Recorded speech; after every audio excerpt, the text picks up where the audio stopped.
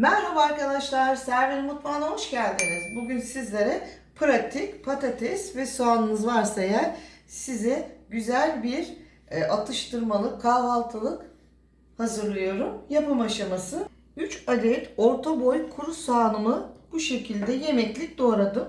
Daha sonra içerisine 3 yemek kaşığı zeytinyağı ile soğanlarımı karamelize yapacağım. Şekerini çıkarıp lezzetlendireceğim. Birinci aşama bu.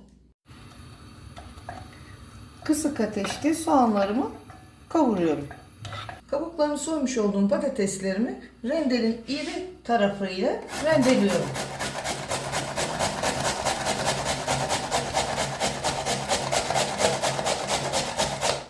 Şu şekilde bütün patateslerimi rendeliyorum.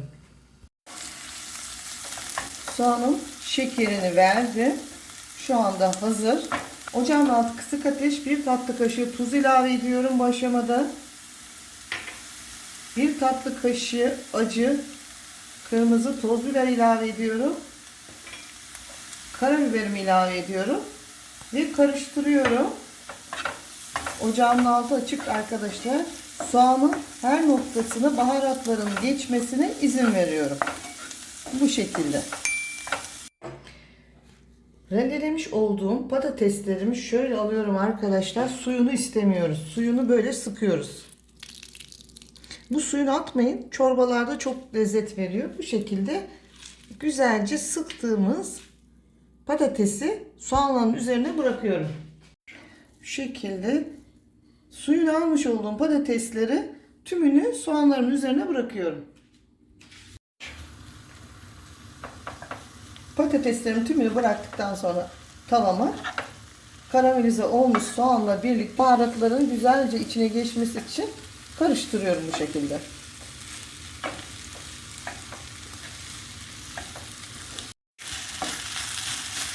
Soğanla birlikte patatesleri kavurdum. Şimdi ocağımın altını kapatıyorum ve bu malzemenin iyice soğuması gerekiyor arkadaşlar. Kesinlikle burası çok önemli. Şimdi ocağın altını kapattım. Kaşarımı rendenin ince tarafıyla rendeliyorum. Şu şekilde. İnce tarafıyla rendelerseniz eğer, bakın bu şimdi patatesimizin içinde daha güzel eriyor. Şimdi tamamını rendeliyorum. 3 adet yumurtamı çırpıyorum. 3 adet yumurtamın içerisine 100 gram ince rendelenmiş kaşarımı ilave ediyorum ve karıştırıyorum. Sonra soğuyan karamelize soğanlı patatesimi içerisine bırakıyorum ve hepsini birlikte güzelce karıştırıyorum. Yumurta ve kaşarın patatesimizin her yerine değmesini sağlıyoruz. Şimdi ana malzemem bu şekilde. Kaşar ve yumurtayla birlikte hazırladım.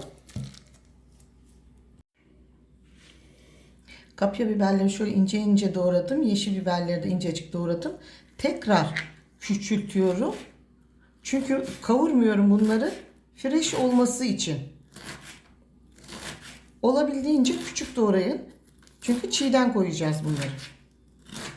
Ama şöyle yağlıyorum bolca. Ve elimle güzelce her yerine eşit gelecek şekilde, bu şekilde rahat çalışabilmek için ben eldiven giydim. Şimdi ana malzememi bakın ikiye ayırıyorum. Yarısını pişmiş olan malzemem bu. Çiğ değil. Yarısını bu şekilde zemine bıraktım. Ve dilerseniz spatula ile, dilerseniz elinizle yerleştirip güzelce düzgün bir şekilde, hiç açık yer kalmasın. Hiç açık yer kalmasın. O yüzden ben elimle yerleştirmeyi tercih ediyorum. Size de o yönde öneriyorum. Şimdi kaşarımı ilave ediyorum. Her yerine şekilde. Çünkü malzemelerimizin yapışmasını istiyorum.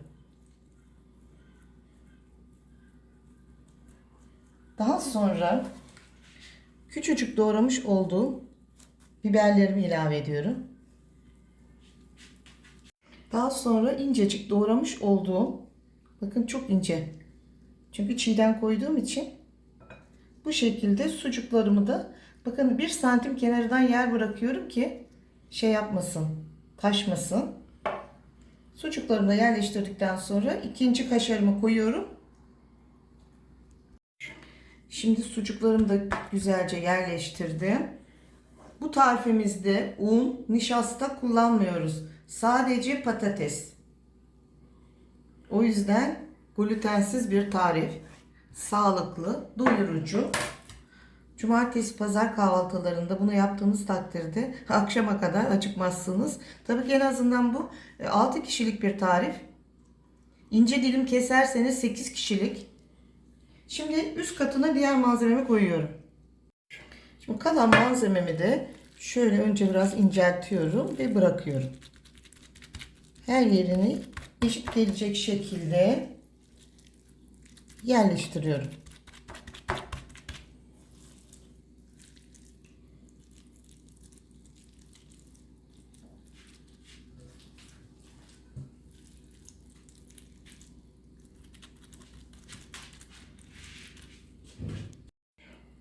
Şöyle elimle bastırarak güzelce yerleştirdim bakın.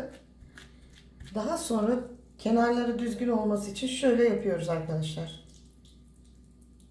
Zaten pişirirken de bunu sürekli bu şekilde yapacağız. Bu tarif kaçmaz arkadaşlar. Videomu eğer buraya kadar izlediyseniz lütfen Server'in mutfağına abone olmayı, beğenmeyi, yorum yazmayı. Bundan sonraki tariflerimden haberdar olmak için lütfen zil tuşuna basınız. Şimdi kısık ateşte büyük ocağın kısık ateşini alıyorum. Pişmeye gidiyor. Büyük ocağın yarısını açacağız bu şekilde. Kısık ateşte olacak büyük ocağın. Şöyle ara sıra tavamızı çevirerek kontrollü şekilde pişireceğiz. Arkadaşlar kısık ateşte bir 7-8 dakika oldu. Sürekli de kenarlarını şu şekilde topladım. Şimdi altının kızarıp kızarmadığını anlamak için şöyle yapıyorsunuz. Bakın kıpırdıyor. Görüyor musunuz? Bu da artık kızardığını ve kendini bıraktığını gösteriyor. Üzerine ben hafif yağlıyorum. Çünkü ters çevireceğiz ya şimdi. Yapışmaması için tabağa. Şimdi çevirmek için bir tabağı üzerine kapatıyorum. 1, 2, 3.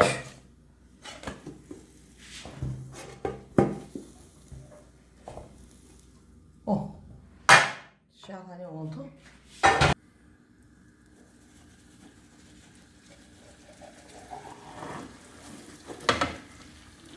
Şimdi hazır. Bir de şöyle hafif karıştırarak pişmesine devam edecek.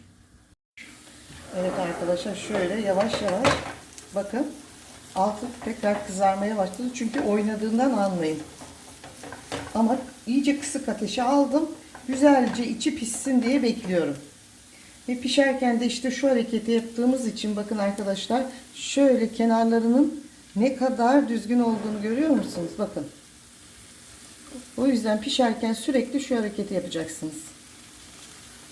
Şimdi bir kısık ateşte 5 dakika ben pişireceğim ki tamamen içi kaşarları erisin. Bakın arkadaşlar şöyle yaptığınızda rahatlıkla dönüyorsa eğer altı kızarmıştır. Emin olmak için şöyle hafif bakabilirsiniz. Evet kızarmış. Çok güzel. Şimdi ocağımın altını kapatıyorum. Servis tabağıma alıyorum. Servis tabağıma alıyorum. Bakın almadan önce şöyle yapın. Çok güzel.